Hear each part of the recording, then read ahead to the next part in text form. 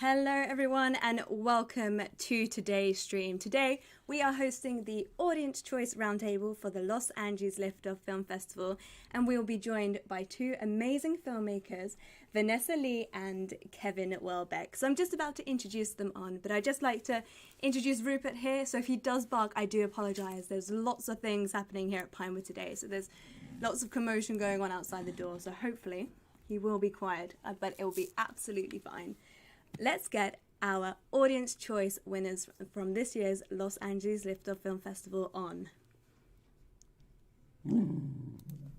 Hello everyone, welcome to the stream. Thank you for joining us. It is great to have you here. Thank you for having me. So before we get into watch your films, what would be great if we could find out a little bit more about yourselves and the films that we will be screening in a minute. So Kevin, let's start with you. Okay. My name is Kevin Welbeck. I'm a filmmaker here in Los Angeles, California, in the United States. Viral is really, it takes place around police brutality, the issues of police brutality and, just racism and things that we've been facing here in LA and then in the United States for quite some time. I actually got this script in 2016. It was written by my friend Champ Johnson, and just with everything that was going on then with Philando Castile and Austin Sterling's death, that's what really inspired him to write this script based on the story of a young man whose brother is killed by the police, and he just tries to find a new, unconventional way to find justice for his brother. And just so happens, here we are in 2020, and everything's going on, and it's just the timing just it's so crazy and so coincidental, but it's sad because it's something that we keep having to go through. So I finished the film last year, and I think really God just had it in this timing, and I'm just really excited to further push this message to hopefully bring about awareness and as well as understanding and show people there's other ways to go about the justice that we want to see, and that there's a better world that's worth fighting for. Amazing. I can see why we had a lot of the audience for the Los Angeles Liftoff back you up. This is such an important topic and so current, even though it was written back in 2016. It's mirroring what is happening in society right now. Right. So, Vanessa, thank you for joining us. Why don't you tell us a little bit more about yourself as a filmmaker and about Sam and Emma? Sure. My name is Vanessa Lee. I am also a filmmaker, screenwriter in the Los Angeles area.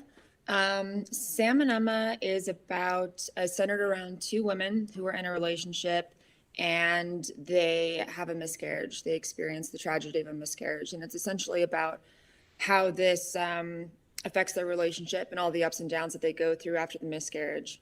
I really wanted to tell a story about a queer relationship, but something as heavy as like miscarriages or losing a child, I feel like in the media and film and television is very heteronormative. It's a very heteronormative narrative that we don't really see in queer cinema very often. And so I feel like a lot of the times when, I see women or men on screen who are gay, a lot of their narrative is just centered around coming out or exploring their sexuality. And those narratives are incredibly important. I'll always advocate for them, and I think more of them need to be in the mainstream media. But I kind of wanted to steer away from that and do something a little different that we don't see, and find other ways to just normalize lifestyles that are under attack. Yeah, absolutely. So yeah, it's essentially about, because it's a love story, regardless of gender, it's just a love story. So whether you're a man, woman, gay, straight, everybody should be able to relate to the pain that you go through when your relationship starts to fall apart. So that was essentially the inspiration behind the film. Also finished it late last year, and it's currently still going through the festival circuit. And it's doing well. Well, I look forward to delving into your film as we see it screen in the background in a moment. But before we do that, let's start with Viral. And I should just mention here, we have got Claire in the chat room, so if anyone who is watching does have any questions, please feel free to ask away. She will do her best to answer them, and I will do my best to feed them back to both Kevin and Vanessa during this stream. So let's get started. Cool, so here we go. We're starting with Viral. So again, funky logo at the beginning here, Kevin. Is Firespark Pictures your production company? Yes, it is. Yeah. And how long has that been running for? This is the first film. This is my first project that I've ever created. It just really dawned on me to start a production company to tell stories that kind of inspire people, that spark that fire within other people, whether it's to be creative and tell their own stories, whether it's to be, get awareness and take a part in the initiatives going on just to help the world, or just to bring some joy and happiness. It's just to spark some bit of fire, in people in a positive way. Yeah, nice. So we're here now in the opening scene. I think you can see it as well. So if there's any moments during the screening of the film that you would like to share with us, please feel free to inspire us with some stories that took place on set, some funny moments, or some ups and downs that you would just like to share. Okay. So first, I guess my first question would be, with all productions, there are always ups and downs. What was one of the first hurdles that you hit that you had to overcome during this production? One of them really was, I think we have this party scene that will come up in a bit. Getting everybody to be a part of that and keeping them for the length of time for that scene. To do that, just dealing with people, different schedules, different timing, and then the noise and all of that. It was that was interesting, but then even more so at the end, we do it again for the protest scene, and then you dealing with the neighborhood, and we had actual police pass by, and like, hey, I hope you're having a good day, and just really trying to just get everything in a good time, while we have the graces of the neighbors and everything, just to really just make this film be as loud as we need to be. And back to that party scene, that was our longest day, because we did the party scene, and then that night, while I had people, I took them to the back alley, and we did the scene where you're gonna see when the brother, my character's brother, gets killed. And it got to a part where it was funny. It's probably the most interesting thing. It got to a part where one of the neighbors came out their window and was like, "It's late. Can y'all quiet down?" I'm guerrilla style shooting over here. So yeah, I was gonna ask you about that. You just mentioned that you saw the police and you smiled and waved, and the first thought that came to my head was, you don't have a license to shoot here, do you? I had no permits or nothing. No. This is my first. I'm going indie filmmaker 101 here, and but I had nothing but favor and grace. And I told the guy, and we actually got everything we needed except for the last part where I scream and run past the police tape. I'm like, "Sir, if I can, let me do one more scene, and I'm gonna be super loud, but it's just gonna be one time, and then I'll shut it down. We're done." He was like, "Just one more?" And I was like, "Yeah." And then he said, "Go ahead." And I just screamed, and I ran, and so people came out their apartments and stuff. But we got it, and it worked. It was good. But that was interesting. Definitely, if you can get a permit, get a permit. But if not, there's always ways around it just to get the project that you need to get done. My advice for guerrilla shooting would be, it's your own risk, and make sure everyone else is happy with that risk if you're going to do it. At obviously. your own risk. Great. Yeah, I take chances a lot. So this is your first film. Good.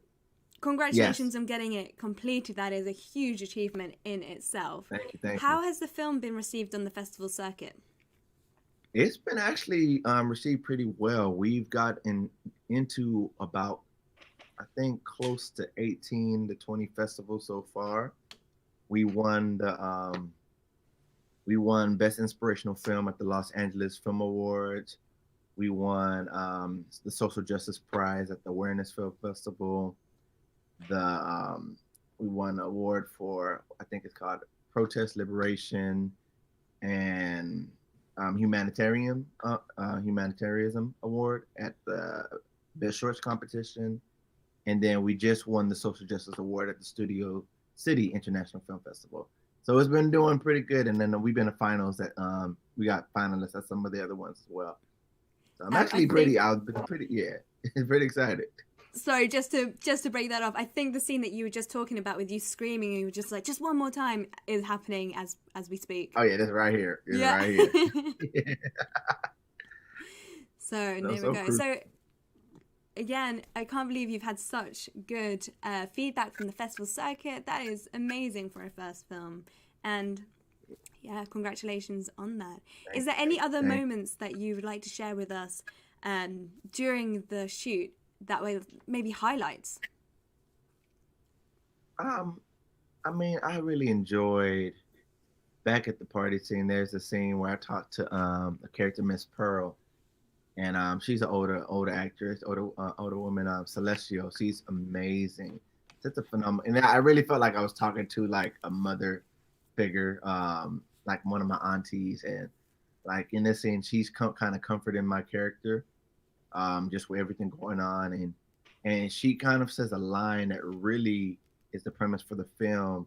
You know, through her pain, she found her passion, and with her passion, she found her purpose. You know, and that's really what the film is. It's like we go through all these things in life that cause us pain, or that we see things and it just does something to us where we hurt seeing it, we're angry seeing it, and it's really what I wanted to do with this film was inspire people to take that pain and turn it into passion. That when you see something in you that you're highlighting that is like just on you and that you want to do something about it, or just upsets you, whether seeing hungry children, whether it's, you know, like this movie we're gonna see about the having the miscarriage and all of that, like that's passion. And then use that passion, you know, and let that passion become your purpose. Find a way to use your gifts, your talents, your voice, your influence to really absolutely take ownership of it, you know, and really speak a message and help and see what you can do. Like you find your purpose within that passion. And that's what I really want to show people, because we saw a lot in the media. Media would like to paint one picture whether it's, you know, black versus white, black versus cops, a lot of people just being angry and burning things, when that wasn't really the case on the ground. You know, a lot of people were just hurting because they're going through this same situation over and over. And a lot of people, you know, a lot of people don't understand that, don't go through it, how it feels to live every day and not know that if you're going to make it back home, or your loved ones, simply for the color of your skin, simply because somebody, a single, you know, particular officer, not all police, but a particular individual officer may see you in a different way, or may see you group, you know, your race or whatever, and have a bad day. And it's like the people that we're supposed to look up to as heroes, you know, and as our protectors, are the ones we fear when we get pulled over because, oh, I have a brush and you think it's a gun, and I'm black, and all of a sudden, you know, I'm stereotyped as a criminal. And it's just a scary reality. And what I try to do, even with my nonprofit Create the Change, is work together with the police officers, because I believe, like I said, not all police are bad, but the good ones need to speak out. We don't have no room to have a single bad officer. You know, we don't have room for racism in our police system. That shouldn't even be a thing. So I'm working together with, you know, police officers that really uphold their badge and see right is wrong is wrong. Let's find programs to find ways to bring the community and the people together, and the officers together, and just hopefully just create some type of change that can weed out any negativity, weed out the racism, help my people on my end, you know, see officers back in the hero light like they're supposed to be, and do their part, and not just go out of frustration, but what can they do with that passion, you know, for a better future for our children and our children's children.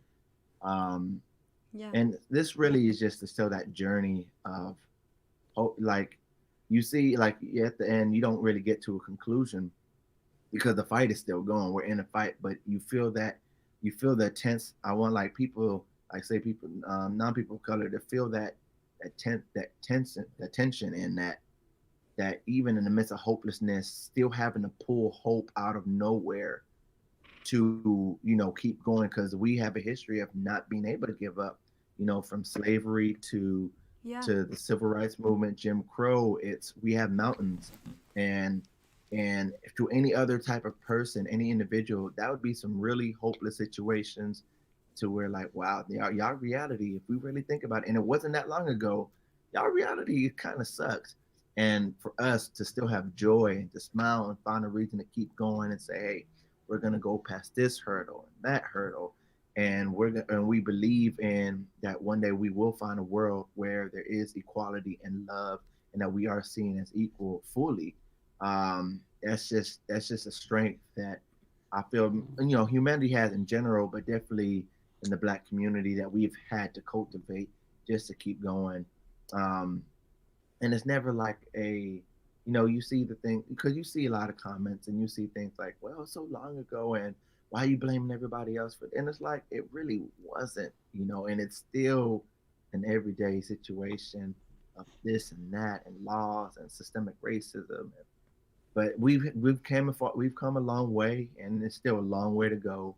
And films like this and other stories that I've seen and initiatives that I've seen happen are all helping shape the world that Yeah. we'll hopefully one day be able to see. Absolutely, absolutely. And you've got support for your film as well. We've got a comment here from Nanny Darby saying, yes, viral baby, loved this short film. It's so timely and necessary. Black stories told by Black people.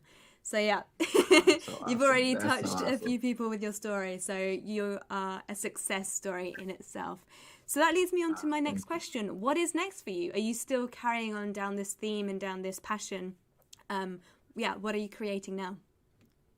Okay, well, I just finished. Actually, I finished a comedy which is now on Amazon Prime called Ashes to Ashes, Is that and I another shot short that film? during. Say that again. Is that a short film? It's a short film. It's on Amazon Prime Video. It's actually I shot it during the beginning of this whole quarantine COVID thing, so that was another experiment. I'm sure it Shooting was. during that. It was interesting. It's about 17 minutes long. I shot it in 2 days. It's a really small crew and cast.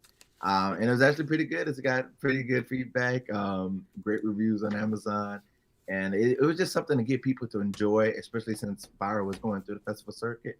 I wanted to kind of now inspire and kind of just uplift, people and just give them something to check out and just enjoy, especially since we hadn't had movies coming out and stuff like that. For people to escape to. So I did that. And then I recently just directed a project called Glitched, IA versus AI, which is IA is AI, which is International Affairs is Artificial Intelligence. Yep. And now that does take place around this theme, still police brutality, where it's produced and starring a man named Will Robbins. Will Robbins, and it's about a police officer, a Black police officer. He's part of internal affairs, and he's doing a program with a cyborg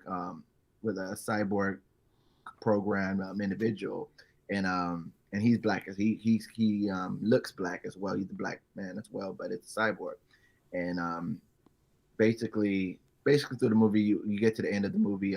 He has his partner who's a white cop who's racist. He's like, hey, just know when you have that badge on, Blue Lives Matters here. Yada yada. They get a call that a suspect is just done something that you see him speed through, but really that's part of the program. So the Black officer, he's on his phone, initiating the program. They pull over. He's telling the cop, hey, make sure it's by the book. They go over to the officer. The officer already the pulled over person, which is the cyborg. Officer is just really aggressive, and he's like, let me see gun and badge. Why are you driving this late at night, etc. And he's like, hey, okay, I'm just gonna get my registration. He's like, get out the car. I'm not getting out the car, sir. There's no reason for me to get out the car. I'm just gonna reach for my registration. As soon as he reaches for the registration, the officer shoots him a few times, and then you just see the disappointment in the Black officer's face. Yeah. And it's like, you failed, and he's like, what? And then you see other cars open up, and like people that were jogging and the homeless person were actually undercover agents, and they come out, and the chief asks for his gun and badge. They arrest him. He doesn't know what's going on, and then you hear end program, and then you see the cyborg get back up and reprogram itself, and the white officer's looking at him like, whoa, he didn't realize he was part of this program. And it's called Glitch because it just stands for like the glitch in our system that Nice. that have, which is way more than a glitch, but it's it's just a problem in our system, and it's just having this program to test out for stuff. And with these other films you've mentioned here now, are you also starring in them like you are in Viral? In Ashes to Ashes, I am a star, and I'm one of the stars in that. I had made somebody else the lead. Then I'm one of the co-stars, but it's really three leads. But the lead guy is a friend named Christian Broussard, who was also he was in the beginning of the party scene, flirting with the two girls. I gave him a little cameo there. So that's been my best friend since college for a while. Nice. And he was also the DP. He helped me DP this and co-produce. So he's been one of my partners in filming. How did you find that experience from performing in the short film to editing it and also directing it? Ooh. Yeah. Now that, you know what? Let me change my other answer. That was the most difficult thing. Realizing to wear all those hats at once. Because I never really directed and acted in the same project, especially leading. And I didn't realize how much of a shift it is to put on one hat to go into another. Because with acting, I'm thinking, okay, I got my lines, I got the part. I'm good. I'm getting the director mode, but then director mode really takes over. Sure. And you gotta really consciously balance when you're done trying to get all the shots and this and that. When you step into the camera, like you gotta let that go and really go back and dive fully into that character and be in actor mode, or it's gonna show. You're gonna be disconnected. And it's really easy to be disconnected when you're thinking about this shot right, the lighting good. When this person comes in, while you're trying to play, some especially emotional depth to a character that you're trying to bring out. So learning to balance that was probably the most interesting part. And that, of course, and the producer part of it all at the same time. So that's why when I did Ashes to Ashes, I taking that secondary role allowed me more time behind the camera to kind of see, and then I can balance. Yeah. So that was also helped me just see things from different perspectives, just to help. So would that be your advice moving forward, and to any other filmmakers out there who want to put on multiple hats, producing, editing, acting, and directing it as well, to maybe pick one or two of those and give your full time to those? I'll say do it if you really want to, because I still want to. But just don't go in there not knowing and being aware that it's not going to be easy. Like, set up something for yourself that helps you balance and fill yourself with what you need for the acting role, what you need for the directing role, and give yourself time to get back into acting character, whether it's in your schedule for the day or whatever. Just be aware of that, and try to have things ready. As more prepared you are, the better you can have to just be in character on the day of, I think. And editing as a director, I just really love editing my own projects because I really can lay it out the way I saw it. When I shoot, I shoot to edit. Mm-hmm. So I really plan out my shots, and I'm shooting exactly I already see the movie in my head, and I'm shooting it exactly the way I saw it.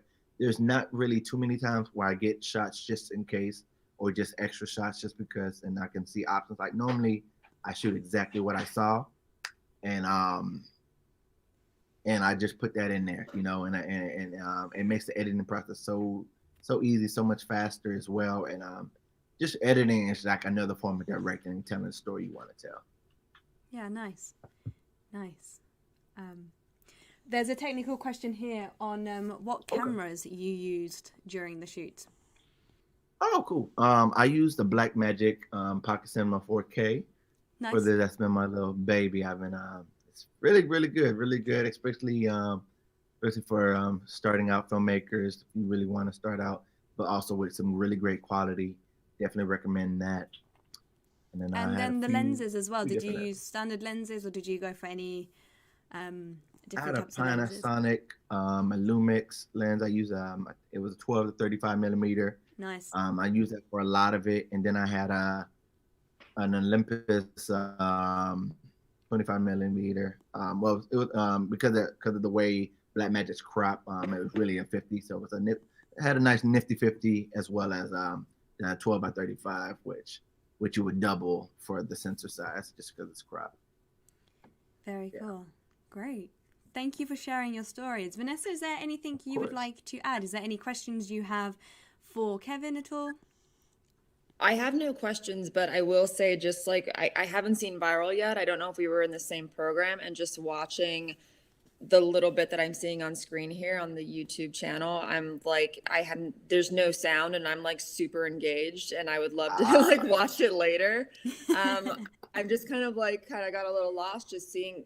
It looks really beautifully done. And one thing I Thank you actually so really much. noticed is whoever was your gaffer, go gaffer, because it's lit really, really beautifully as well. But Oh, yeah, well, I would thank love to you. check it out. We didn't have no gappers. It was You me and my didn't? friend Chris. Me and my friend Christian just lighting, and we don't know That's lighting like that, and amazing. we just trying to light. So that was beautiful. Thank you so much. And that last Yeah. part was probably one of my favorite parts. Just that teardrop. Then it's like, yeah, like it hurts to still be fighting this mountain, but we got to keep going. And that teardrop, I think it just represents the whole community, and that's why we just wanted to end it on that. But yeah, thank you, thank you. Yeah. That really encourages me. That really makes me happy. Like, yeah. No, it looks really beautiful. And actually, one other thing too, because for me, I also directed and acted in Sam and Emma. So for me, as an actor, it was a very liberating experience. Like I feel like I reached a new realm emotionally for myself as an actor. And did you feel similarly with this project? Yes. I think because I had to push more Yeah. to jump out of the hat, and it was a project personal to me. It was like those two moments where it's the police line where I had to drop that tear, or at the end. It really just to do it, especially with all the tension that's going on, the neighbors, this and that, blah blah blah. I did really feel myself step up in ways that I hadn't, seen. I didn't know how tough or easy it would be to do certain scenes, and for it to come the way it did. It really did help push. I do love. That's why I want to keep doing it. Directing and Right. acting at the same time, because it does push you. It does make you have to sharpen some muscles and push you Right. forward. Great. Well, that's perfect timing. I have to say that your credits on the way out are very creative. Oh, thank you, thank you. Did you I do had those as well? yes, I did that too, and I was really just trying to figure out how I wanted to go about the credits, and I think the initial stuff I kind of wanted to do, it just was beyond my skill set, and I also wasn't trying to pay somebody to do certain type of credits. I'm like, what can I just do to make it still interesting? Nice, get the point across, and just started playing, and it was like, oh, this works. This works for me. Because Well, I'm so into movies and cinema, and I still wanted it to come off with a cinema type feel, like you were at the movies, and I love seeing how full length movies in theaters, how they do their stuff, and whether it's Marvel or something like that. And it's just so creative. It's so nice. So it's like, let me just try to do something, give it that feel. well, congratulations again on a fantastic project. I'm so glad it's doing so well on the festival circuit, and that you have another Thank film, you. Ashes for Ashes, on Amazon Prime. And Claire has just shared the link in the chat, so the people that are watching can click onto that and see that too. Yes, thank you. Let's move on. Let's move on to Vanessa's film, Sam and Emma. So that will be playing. No. Here we go. So here it is starting.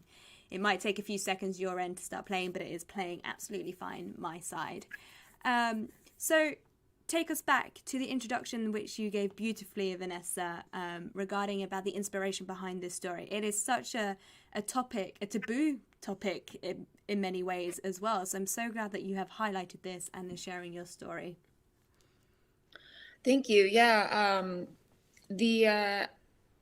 So yeah, to reiterate, I wanted to tell a story. I feel like when I watch a lot of films centered around the LGBTQ community, it's always very focused on somebody's coming out story, exploring their sexuality or struggling with their sexuality. And these films have a place; they're incredibly important. But I kind of wanted to focus a little differently and steer away from that a little bit, and talk about just the struggles of just being in a relationship. So in the end, like, gender almost the sexuality and the fact that both of the characters are female kind of takes a backseat to the fact that it's just a love story with two human beings, regardless of gender, regardless of sexuality. And again, like a topic like a miscarriage or losing a child or something heavy like that, it's just not really a narrative that I see amongst gay couples very often in film. Yeah. So I wanted to really highlight that and talk about that, because that's a very normal thing that happens within our community. And we just don't ever really talk about it because I feel like we're always so stuck on just talking about our journey of being gay. And it's like, well, there's more than just being gay. We're human beings. Yeah. So that was my biggest like focal point for this. And the song, which you can't hear, I mean, the film is bookended by the dialogue and the action, but between that, which will come up soon, is the montage. So this song really is like a character all in itself. I mean, it's like 90% of the project you're hearing this song. So it was very music video-esque, and I was inspired to, because I wanted to kind of like truncate their journey and do it in a way where we see so much of, like, because we start with essentially what is perceived to be the end of their relationship, and then we go back to the very beginning to show how we got to this argument, to the end. And so I kind of just wanted to tell it in a very music video-esque way with this song. So it's kind of like silent film in a sense, because you're not hearing anything. You can't, when the montage starts, it's just all action, and you're not hearing anything, and there's no dialogue, and it's just this music kind of carrying us through. So the music initially actually really inspired this story for me. So did you find the music as you were writing the story, or did you have the music in your mind before I had you decided to venture onto it? Yeah, no, I had the music first. Yeah. And so I'm very, very lucky that I was actually able to get the rights, because that was a whole journey in itself. That takes a very long time. That was probably the first thing that I started working on, was to get the rights to that song, and the last thing that actually got taken care of, because it's just a process. Yeah, it takes a long time. And it's something that a lot of independent filmmakers forget to do, to say it politely, and they get to festival screenings and wanting to distribute their film, and then they're blocked by all of the lawsuits and whatever else that follows if you don't have the correct paperwork. So I'm so glad you went around the right way to get it and took the time it took. Yeah, no, and I feel very fortunate, because the artist is her name's Charlotte Day Wilson, and she's on the rise. She's got this song that we used actually played in some major TV shows like Good Girls and Euphoria. So it's not a small song. And so I was like, you know what? If I don't give her the opportunity to say yes, like, it's basically, if I don't ask, I'll never know. So I reached out to her representation, and I was like, I have this story. I really would love to use your song. I think it would just enhance my project so much. And they said yes. And what's amazing is when I contacted because you have to get the master use from the artist and then the sync rights as well from like the music company. And when I contacted them, they were like, well, normally if you want the whole song, it's going to cost you like 10 grand. And I was like, I don't have 10 grand. This is a very, very, like shoestring budget. And they ended up everything for the master use and the sync rights. I got everything for $600. Whoa, well done. Yeah. And it was quite, like, I was like, wow, I never anticipated that it would ever be that cheap or even possible. But again, I was like, I'm going to ask, because you never know. And they were more than happy to hand that over. And I think what helped too was, like, I sent them a rough cut of the film with the song, and I'm like, I just want you to see what we're doing here.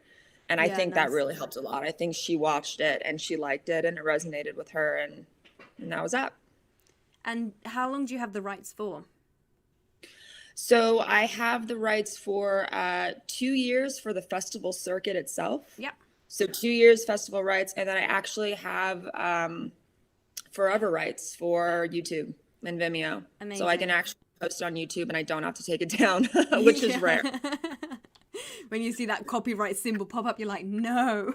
Yeah. No, that's congratulations on getting that done. That is probably one of the hardest things and the most time consuming and expensive things you're dealing with, especially in independent film, when you don't necessarily have the backing to get those big tracks, which you've got. So yeah, nicely done. And here we can see the montage scene that you started talking about. You've got lots of different locations here. Did you go guerrilla style, or did you get licenses and permits to shoot everywhere in the montage scenes? Oh yeah, no, we didn't get permits. Even in the supermarket? No.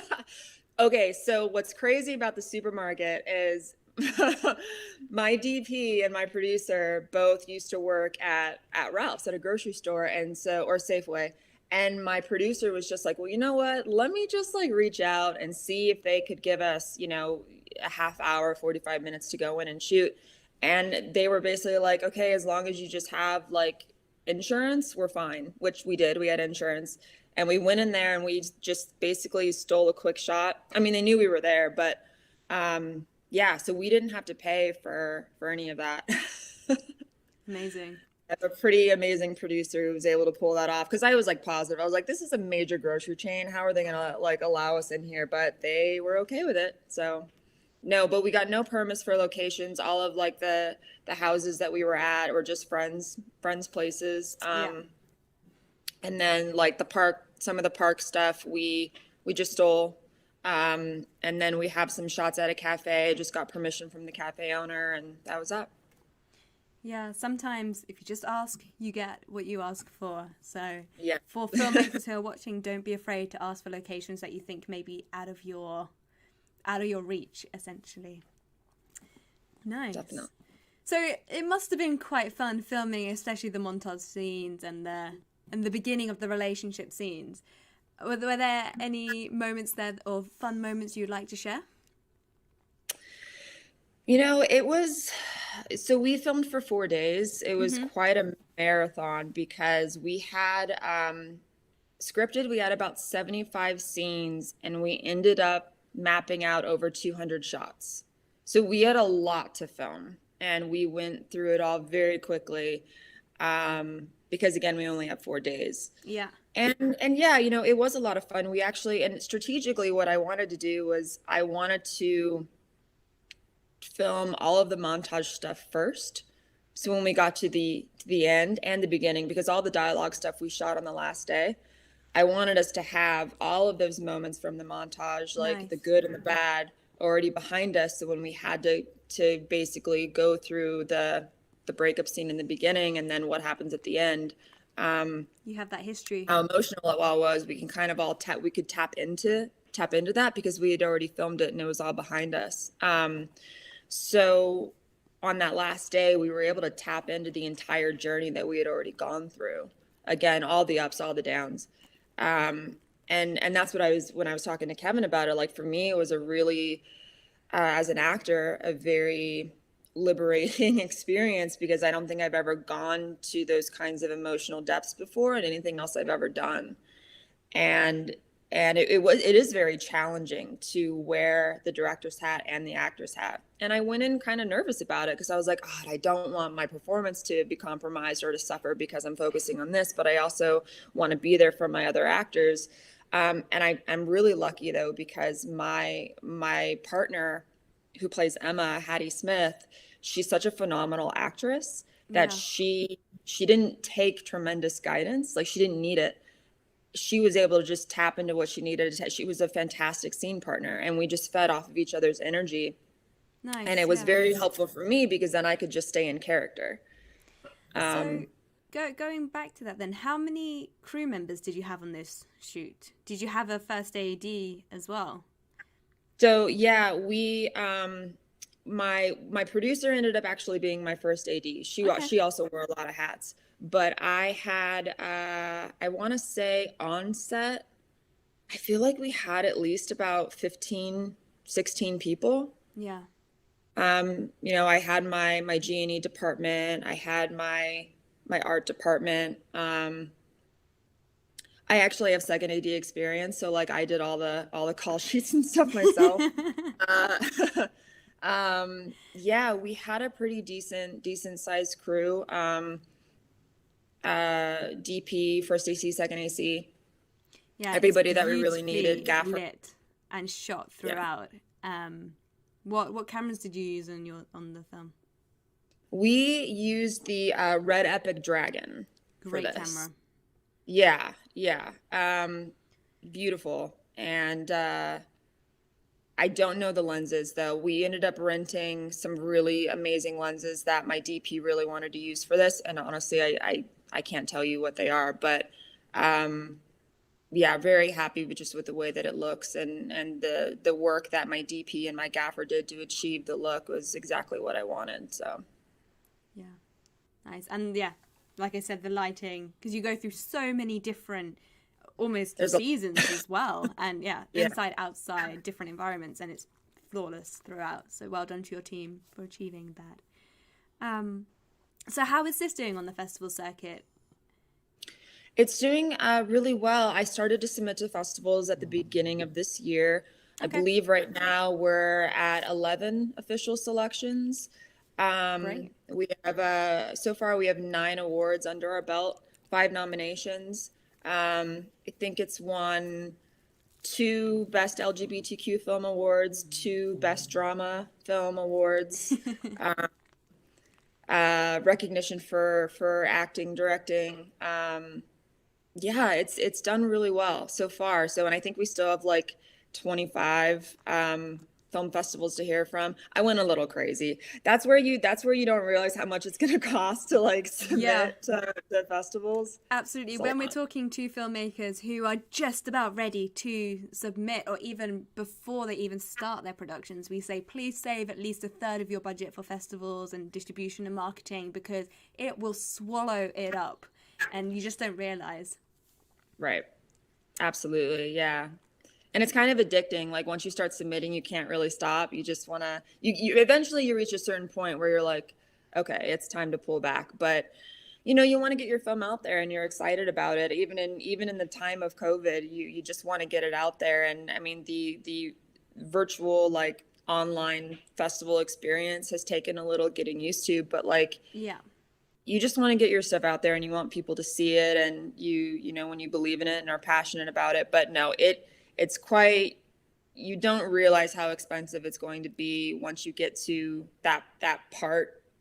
It's like, oh, you kind of have to factor that into your post. It's just like, it's a lot. Absolutely. And what's next for the film? Do you have any future plans of of making this into a feature film, or adapting it into a TV series, or will it stand alone as a short film? I've had a couple. I've actually had this question a lot, and it's gotten me thinking more and more about potentially writing it as a feature. The film actually it got top 20 at a shorts film contest for a competition called Road Map Writers, and Great. from that contest, some literary managers reached out to me and wanted to represent me. And so, which is fantastic. I mean, I've been wanting literary representation this year. They rep literary and directors. And so now I'm working with them, and I'm pretty excited about that. But I want to talk with them about exploring it as a potential feature, because I mean, I already have my proof of concept right here if I ever needed one. Exactly. But yeah, I've thought about it, but I'm also, honestly, if that never happens, I'm really happy with it as a short film. I love what we did with it, and if that's where it stops, I'm happy to move on from it. But I think there's potential there for more. Definitely is, and that proof of concept will go miles in your favor to getting funding, investors, production companies, sale agents on board. It is literally the best step to have to springboard onto that feature film. And even if you don't want to take this story and adapt it to a feature, what an amazing film to have under your belt, to be like, well, this is what I've done in the past. So Yeah. in a very exciting position for the future, 100%. So apart from Sam and Emma, what else are you working on? So with the new management company I'm working with, I am rewriting some pilots. I love writing for television. That's a massive passion of mine. So I'm working on some pilots right now, working on writing my next short film. It's essentially about the injustices that women face when defending themselves against an abuser. There's a tremendously high number of women who are in prison for self-defense, who go to prison for defending themselves against someone who's abused them, whether they know them or not. And so the story is essentially about those women who are facing that massive social injustice. Wow. Wow, again, another topic that needs to be told. Wow. Exciting times ahead. Kevin, do you have any thoughts or any questions for Vanessa? I just want to say, that was beautiful. Like, same thing. I couldn't hear nothing, but I want to see it. Like, I don't know if there's a link you can send me. I'll send it to you. See it. It is really beautiful. Thank you. It inspired me as a director. And I love film, and it just inspired me. And you're special. I really believe you're special. I believe you're going to be a huge voice, especially for our generation and for a lot of causes. And I see the passion and the purpose working in the work, and even what you're saying. And I'm a fan of yours from here on out, and I look forward to seeing you rise up and blow up. Yeah, that's it. You're special. Well, you both live in the same city. You both live in the same city, so you're not too far away from each other. Please do we keep gotta collaborate. talking to each other and connecting. I'll be more than happy to share your email addresses with each other if that's good for both of you. Absolutely, yeah. Perfect. Great. Well, thank you both for joining. And do you have any questions for us before we end? No, that sounds good to me. It's been an absolute pleasure having you for the whole of the Los Angeles Liftoff Film Festival, from the beginning to where we are right now, and I'm excited to follow you on your other journeys. So do stay in touch, and we're always here to answer any questions or give advice, so don't be afraid to contact us. Thank you again so much for joining us this afternoon. Thank you. And thank you for everyone who has been watching. We've had some good questions, and there's been a lot of chat in there as well, just saying how great the projects looked. So, yes. Enjoy the rest of your week, and we will see you again soon, hopefully. Thank you. Bye, everyone. Bye-bye. Thank you. Bye. Bye. So that was great. I absolutely loved watching those films and hearing the stories of Kevin and Vanessa. We do look forward to seeing how your journeys go, so do stay in touch as we mentioned. We will be coming back for the Amsterdam Audience Choice Award next week, and soon after that the Paris Award as well. So do stick around for those if you enjoyed what you watched. Have a wonderful rest of the day. Goodbye everyone.